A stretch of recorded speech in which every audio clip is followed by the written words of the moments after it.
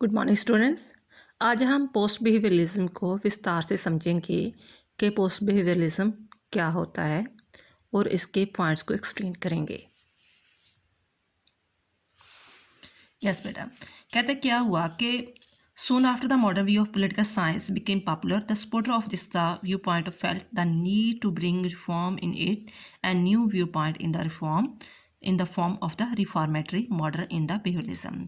जब political science में behaviourism जो थी क्रांतिकारी आ चुकी थी कि हाँ कि जो भी पॉलिटिकल साइंस है वो जो ह्यूमन बिहेवियर के आसपास घूमती है, ह्यूमन बिहेवियर के उनको स्टडी किया जाए तो तब भी हम पॉलिटिकल साइंस को अच्छी तरह समझ सकते हैं।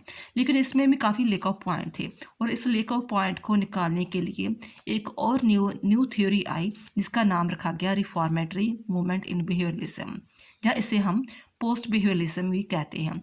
और इसमें सबसे ज़्यादा जो सहयोग डाला, जो एफर्ट्स थे वो डेविड ईस्टन के थे, क्योंकि डेविड ईस्टन ने मैक्सिमम इस थ्योरी पर काम किया और उसने इसको काफ़ी इसके जो लेकर पॉइंट को निकाल कर नए पॉइंट्स वगैरह लेकर आए।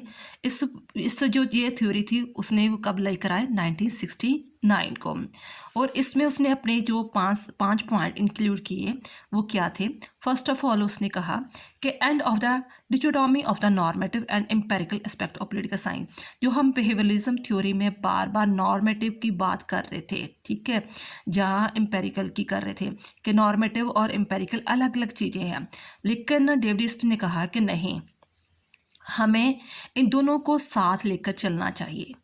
ठीक है, डिचोटॉमी होगा कंट्रास्ट, नॉर्मेटिव में होता है आइडियल थ्योरी और एम्पेरिकल होता है प्रैक्टिकल। ठीक है, कि मान लो कि हम कोई अच्छा आदर्श लेंगे, मान लो कि मैं अच्छा आदर्श लेकर चल रही हूँ कि मुझे इस क्लास में इतने नंबर चाहिए, तो मैं उसके लिए मेहनत करूँगी, उसके नोट्स बनाऊंगी, मेहनत करूंगी, कुछ अच्छे काम करूंगी। ये नहीं कि मैं उसके लिए चीटिंग के लिए आस रखूंगी कि मैं चीटिंग द्वारा उसके नंबर ले लूँगी। फॉर दिस रीज़न कि मुझे प्रैक्टिकल के लिए जो मुझे प्रैक्टिकल प्रूफ चाहिए, प्रैक्टिकल कुछ चाहिए, फर्स्ट ऑफ ऑल मुझे उसका आइडल भी होना चाहिए, जो दोनों इकट्ठे चलते हैं, दोनों अलग अलग नहीं है। ये चीज़ उसने जोर डाला कि नहीं, कि ये इसमें डिचोटॉमी नहीं है, इस दोनों थ्योरी में डिचोटॉमी नहीं है, दोनों साथ साथ ही चलती हैं। नॉर्मेटिव और एम्पेरिकल दोनों साथ साथ चलती है, इसमें कोई भी डिचोटॉमी नहीं है, कंट्रास्ट नहीं है। The Post behavioralism believe that the clear division of the political science into normative and the empirical aspect is not correct, so they expect close relationship between the two, कि दोनों में नज़दीक रिश्ता है, यानी कि दोनों अगर हमारे आदर्श अच्छे होंगे तब भी हम प्रैक्टिकल ग्रुप में वो अच्छे काम कर पाएंगे। अगर मेरा आदर्श अच्छा है कि मैं भी अपने देश के लिए अच्छा काम करना चाहता हूँ, हेल्थ एजुकेशन सिस्टम सही करना चाहता हूँ, तो मैं रिश्वत जो ख़त्म करना चाहता हूँ देश में, तो आइडल मेरे अच्छे हैं, तो उसके अकॉर्डिंग मैं अच्छे स्टेप, अच्छे कानून बनाकर लेकर आऊँगा। मेरे आइडल अच्छे होने चाहिए, फिर मेरा प्रैक्टिकल अच्छा होगा। तो इट मीन्स कि डेविड ईस्टन ने कहा है कि दोनों में क्लोज रिलेशनशिप है। ठीक है, और सेकंड पॉइंट पर उसने फोर्स दिया abandonment of the mad craze of scientism, the supporter of the modern view of point political science। Modern view point of political science किसे बोल रहे हैं? पोस्ट बिहेवियरिज्म को बोल रहे हैं बार बार। ठीक है, कहता had made craze the post behaviourism, sorry, the supporter of the modern view of political science had made craze of making a pure science, but thou the post-behavioralism were not against the use of the scientific method, yet they were of the opinion that the political science should not turn their face from the reality of social life। पहले जो थे behaviourism थे वो political science को pure science बनाना चाहते थे, लेकिन हमें पता है कि जो साइंस है वो मटीरियलिस्ट होती है। ठीक है, कोई भी चीज़ जो मटीरियलिस्ट होती है उसे प्रूफ कर सकते हैं, लेकिन जो पॉलिटिकल साइंस है वो ह्यूमन बिहेवियर के आसपास घूमती है, तो ह्यूमन बिहेवियर स्टेबल नहीं होता, वो कभी भी चेंज हो सकता है। आज से 50 साल ह्यूमन बिहेवियर कुछ और था, उसकी नीड्स, बेसिक नीड्स कुछ और थी, कुछ और डिमांड्स थी, लेकिन आज कह लो आज डिमांड कुछ और है, तो हम उसे पॉलिटिकल साइंस को प्योर साइंस नहीं बना सकते। ठीक है, तो जो बिहेवियरलिज्म का एक क्रेज बन गया था कि नहीं, हमने पॉलिटिकल साइंस को एक प्योर साइंस बनाना है, उससे उसने कहा कि नहीं, इस बात को आप ख़त्म करो।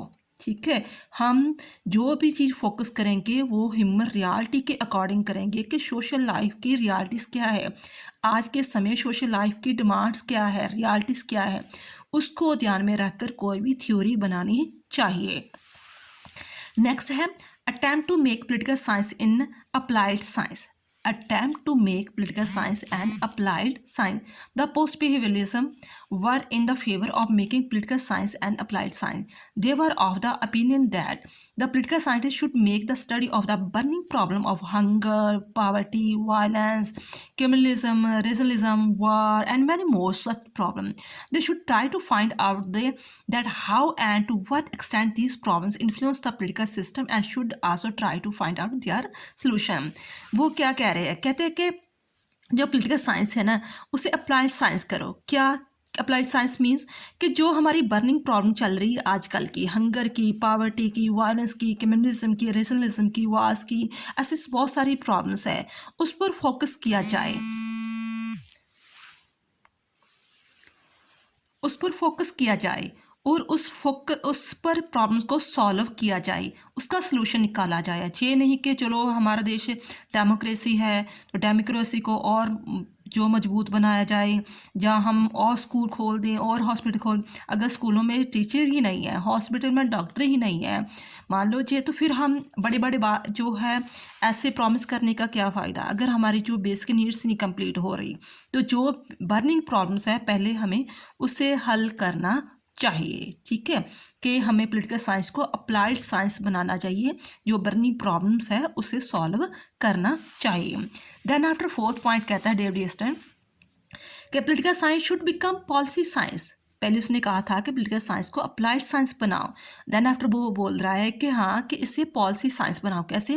कहता the post behaviourism are of the opinion that in order to become applied science the political science should also become policy science. The political scientists should not only study the theoretical aspect of the state and government, rather they should also take part in the decision making process. ये नहीं मान लो कि theoretical aspect वगैरह लेकर चलो. मान लो जैसे constitution में पहले था कि हाँ इतनी सीटें रिजर्व होनी चाहिए, SC की, BC की, जहाँ कुछ भी, लेकिन बाद में डिमांड क्या हुई कि नहीं, जो इकोनॉमिकली जो नीडी पर्सन है इकोनॉमिकली उसे सीट दो. ठीक है ना, सिर्फ आप कास्ट को लेकर या रिलीजियस को लेकर ऐसे ना सीट वगैरह रिजर्व दो. आने वाली चीज़ों को चेंज करो according to time, according to demands वगैरह. ठीक है, तो वो कहते हैं कि थियोरटिकली एस्पेक्ट लेकर ना चलो, उसे प्रैक्टिकल देखो कि प्रैक्टिकल क्या चीज़ें चाहिए, फिर कोई डिसीजन मेकिंग वगैरह लिया जाए. देन आफ्टर फिफ्थ वो कहता है पॉइंट्स कि हम अपनी पॉलिटिकल साइंस को वैल्यू फ्री नहीं बना सकते. पहले जो बिहेवियरलिज्म थ्योरी थी वो टोटली जो नेगलेक्ट कर रही थी इस चीज़ को कि हमारी पॉलिटिकल साइंस वैल्यू फ्री है. बट जो डेविड ईस्टन ने कहा है कि नहीं, हम अपनी पॉलिटिकल साइंस को वैल्यू फ्री नहीं बना सकते. वैल्यू फ्री मीन्स कि हम अच्छे कोई आदर्श लेकर चलेंगे, कुछ वैल्यूज वगैरह लेकर चलेंगे. The behaviouralist want to make the political science completely value free and they were of the opinion that it should be concern with pure fact and actuality. जो पहले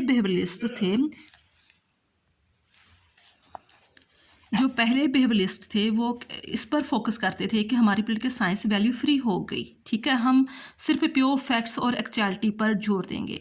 बट जो डेविड ईस्टन था उसने पूरी तरह इस चीज़ को रिजेक्ट कर दिया. उसने कहा कि नहीं, ऐसे हमारी पॉलिटिकल साइंस नहीं चल सकती. They rejected the predetermined ideas and values, but the post-behavioralists did not agree with this viewpoint, as they were of the opinion that the values could not be separated from the study of political science and it could be not be make the value free.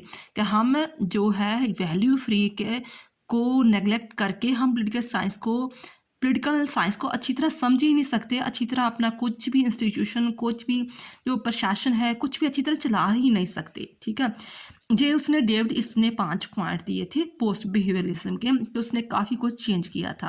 Conclusion क्या निकलता है कि जो post behaviourism है वो कहते हैं कि हम के not accept the attachment of the behavioralist which empirical values free study and scientific technique. They have full faith in the relevance and action. Credo relevance मैंने पहले वीडियो डाली हुई है बेटा, कि रेलिवेंस पर और एक्शन पर, जो चीज़ सचमुच में हमें समाज में मिल रहा है, दिखाई दे रहा है, हमें प्रशासन में, एडमिनिस्ट्रेशन में दिखाई दे रहा है कि सच में जो कुछ कहा है वो रियलिटी में हो रहा है कि नहीं हो रहा है, उस पर जोर दिया है। And they are the opinion that research and study should be closely related to actual social condition. Social condition के अकॉर्डिंग हम रिसर्च कर सकते हैं, किताबों को देखकर नहीं कर सकते हैं। And political science should become the practical science. I hope आपको ये चीज़ समझ आ गई होगी। थैंक्स बेटा।